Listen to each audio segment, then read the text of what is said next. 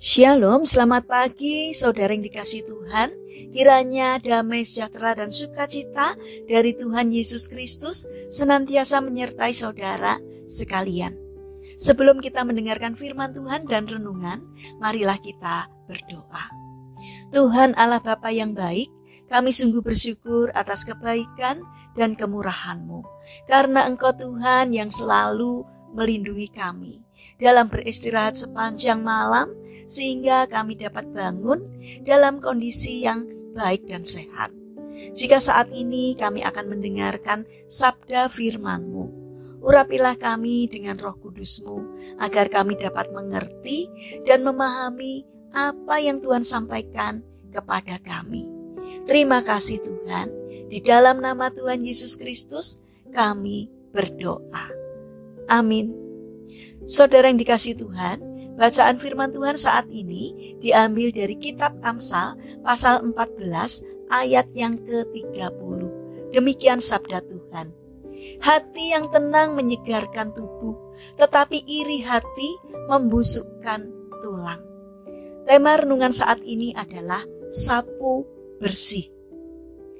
Saudara yang dikasihi Tuhan, di sebuah pertandingan sepak bola yang sedang berlangsung, seorang pelatih dari salah satu kesebelasan yang sedang bertanding berseru, "Sapu bersih saja."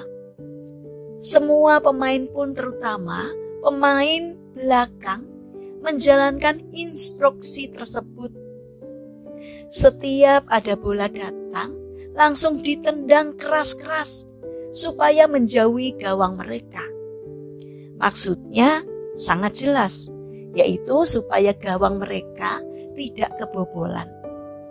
Ini merupakan strategi untuk mempertahankan skor pertandingan atau mempertahankan kemenangan. Itulah gambaran dari istilah sapu bersih. Baik sekali kalau hal itu diterapkan dalam hubungannya dengan iri hati. Mungkin saat ini Tuhan sedang berseru kepada kita, sapu bersih iri hati. Saudara yang dikasihi Tuhan, iri hati adalah perasaan marah, dendam, benci, kesal yang ditimbulkan karena melihat kualitas, harta atau jabatan yang dimiliki orang lain, di mana dia ingin untuk memiliki kepunyaan orang lain tersebut bagi dirinya sendiri. Dalam Kamus Besar Bahasa Indonesia, mengartikan iri hati sebagai perasaan kurang senang melihat kelebihan orang lain. Misalnya, peristiwa yang ada di dalam Alkitab tentang Rahel yang iri hati kepada Lea karena Lea melahirkan anak sedangkan Rahel tidak. Demikian juga kisah saudara-saudara Yusuf iri hati kepada Yusuf karena Yakub mengistimewakan Yusuf.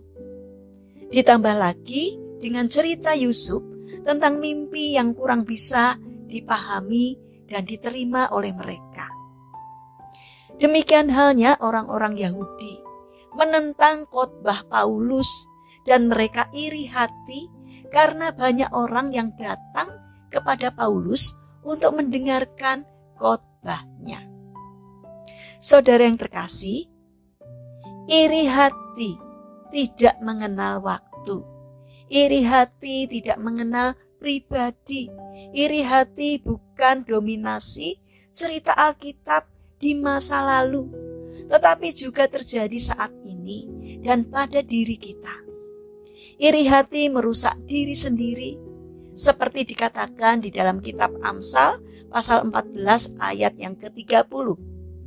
Hati yang tenang menyegarkan tubuh, tetapi iri hati membusukkan tulang. Itulah sebabnya iri hati harus disapu bersih. Untuk menyapu bersih iri hati, kita harus memulainya dengan bersyukur atas kelebihan-kelebihan yang dimiliki orang lain, dan bukan menginginkan kelebihan-kelebihan itu bagi diri kita sendiri. Rasul Paulus berkata, bersukacitalah dengan orang yang bersukacita dan menangislah dengan orang yang menangis. Roma 12 ayat yang ke-15.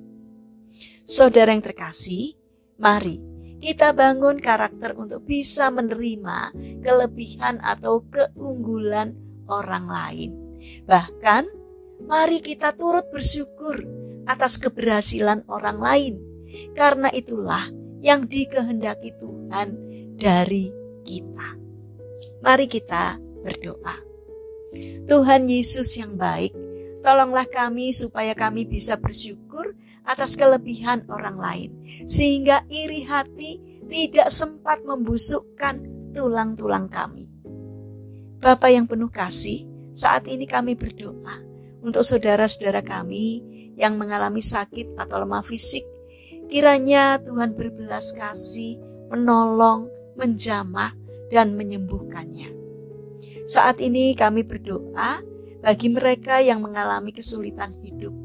Kiranya Tuhan berkenan untuk hadir sehingga mereka merasakan akan kemurahan dan kebaikan Tuhan, bahwa Engkau tidak pernah meninggalkan mereka. Saat ini kami ingin serahkan untuk aktivitas kami sepanjang hari ini ke dalam tangan-Mu. Berikanlah semangat kepada kami dalam menjalani aktivitas kami hari ini. Kami mohon kiranya Tuhan memberkati karya kami hari ini. Terima kasih Tuhan atas setiap kebaikan dan kemurahan-Mu. Dalam nama Tuhan Yesus Kristus kami berdoa. Amin.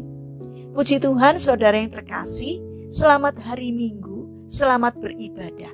Kiranya firman Tuhan dan renungan hari ini dapat menjadi berkat bagi kita semua. Haleluya.